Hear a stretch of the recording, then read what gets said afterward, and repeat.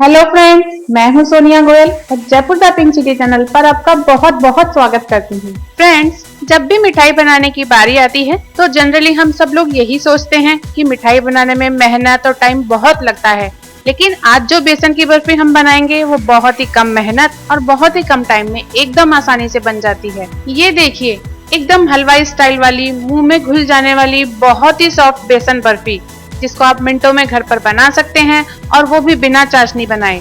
यहाँ तक कि इसके लिए ना ही दूध चाहिए और ना मावा चाहिए। सिर्फ 3 चीजों से एकदम इंस्टेंट बन के तैयार हो जाती है ये बेसन की बर्फी। तो चलिए जल्दी से इसे बनाना शुरू करते हैं। इसे बनाने के लिए हम गैस पर रखेंगे एक कढ़ाई और इसमें डालेंगे 2 कप बेसन। इस 2 कप बेसन को कढ़ाई में डालकर लो फ्लेम पर लगातार चलाते हुए 2 मिनट तक ड्राई रोस्ट करेंगे। हम इसमें पहले घी नहीं डालेंगे, सिर्फ ड्राई रोस्ट ही करेंगे। मैं ऐसा इसलिए करती हूँ क्योंकि बेसन को 2-3 मिनट बिना घी के ही ड्राई रोस्ट करने से इसकी सिकाई अच्छी होती है और बाद में बर्फी में बेसन का कच्चा कच्चा स्वाद नहीं आता है। लेकिन ये भी ध्यान रखना है कि बेसन को 2 मिनट से ज्यादा देर के लिए ड्राई रोस्ट नहीं करना है और फ्लेम बिल्कुल लो ही रखनी है, नहीं तो बेसन लाल होने लग जाएगा और बर्फी खाने में खराब लगेगी। इसलिए मैं तो मोबाइल में 2 मिनट का अलार्म सेट करके बेसन ड्राई रोस्ट करती हूँ। इससे एकदम परफेक्ट सिकाई होती है। बेसन भूनते हुए 2 मिनट हो गए हैं, तो अब हम इस तरह से बेसन के बीच में जगह बनाते हुए इसमें डालेंगे 1 कप देसी घी।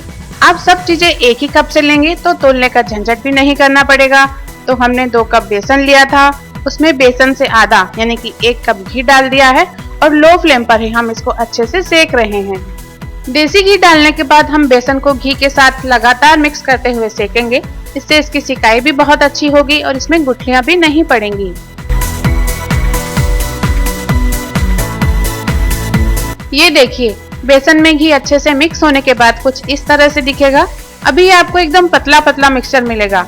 आपको एक बार तो ये लगेगा कि इसकी बर्फी कैसे बनेगी, लेकिन जैसे जैसे ये बेसन सीखेगा वैसे वैसे ये फूलता जाएगा और हमारा ये मिक्सचर थोड़ा गाढ़ा हो जाएगा। यहाँ ये बात ध्यान रखनी है कि घी का नाप आपको सही रखना है, यानी कि ना घी बहुत ज्यादा हो और ना ही घी बहुत कम हो। अगर घी कम रहता है तो बर्फी एकदम सूखी सूखी बनती है, सॉफ्ट नहीं बनती है, बर्फी में मॉइस्चर नहीं रहता है। और अगर घी बहुत ज्यादा हो तो बर्फी बहुत ढीली जमती है और आप उसकी चक्की नहीं काट पाते।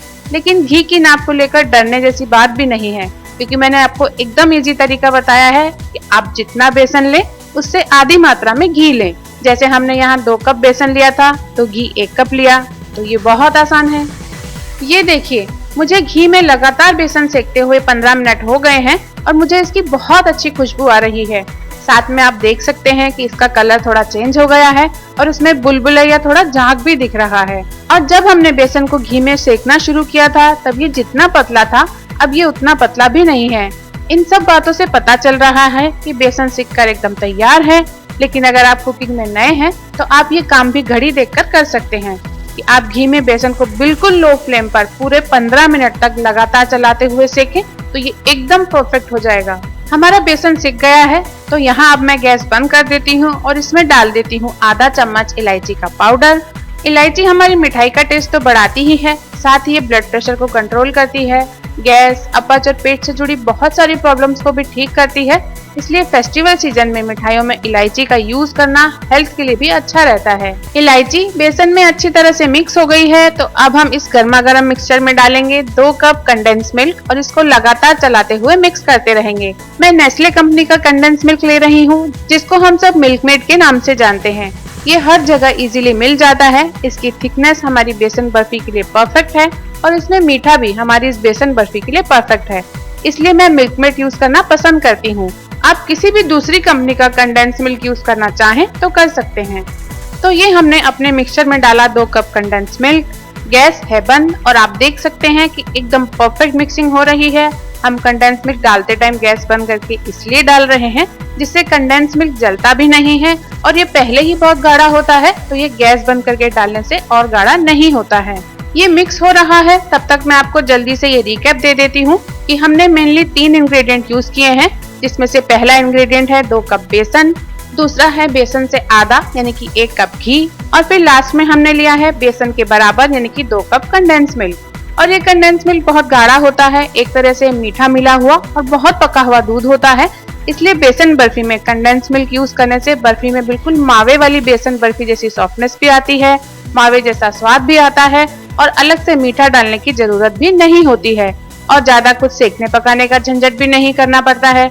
ये देखिए, ये मिक्सचर अच्छी तरह मिक्स होने पर इस तरह गाढ़ा गाढ़ा दिखता है।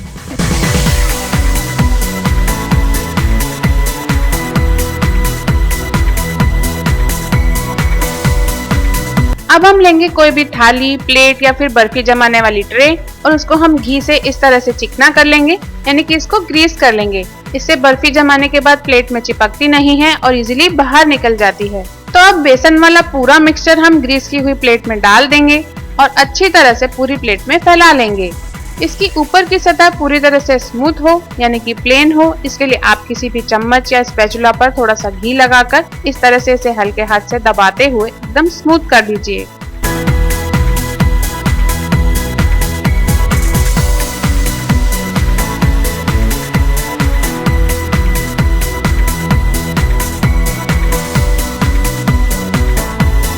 ये देखिए कितनी परफेक्ट दिख रही है ना।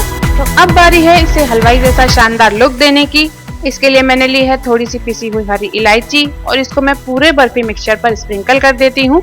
इसके बाद हम इस पर डालेंगे थोड़े से कटे हुए बादाम और थोड़ा सा कटा हुआ पिस्ता और इन्हें मैं पूरे मिक्सचर पर अच्छी तरह से चारों तरफ डाल देती हूँ।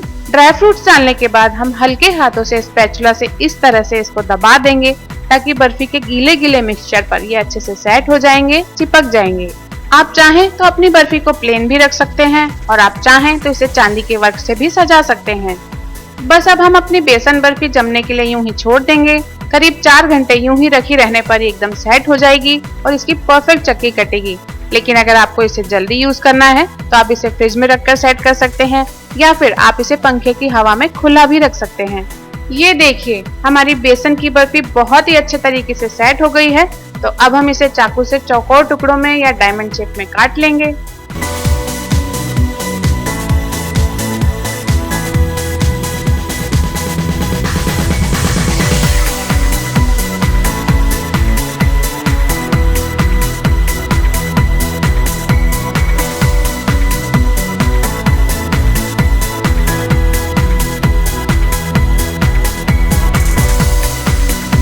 ये मैं एक पीस बर्फी निकालकर आपको पास से दिखा रही हूँ कि कितनी बढ़िया, कितनी सॉफ्ट, एकदम नर्म और बिल्कुल बाजार जैसी बेसन की बर्फी बनकर तैयार हो गई है और वो भी बिना चाशनी बनाए और बिना मावा सेकने का झंझट किए। देखिए, है ना एकदम आसान, मुंह में घुल जाने वाली लाजवाब बेसन बर्फी। तो फिर देर किस बात की है, आप भी अपने पूरे परिवार को ये बहुत ही डिलीशियस बेसन की बर्फी बनाकर खिलाइए और मुझे बताइए कि आपको ये रेसिपी कैसी लगी।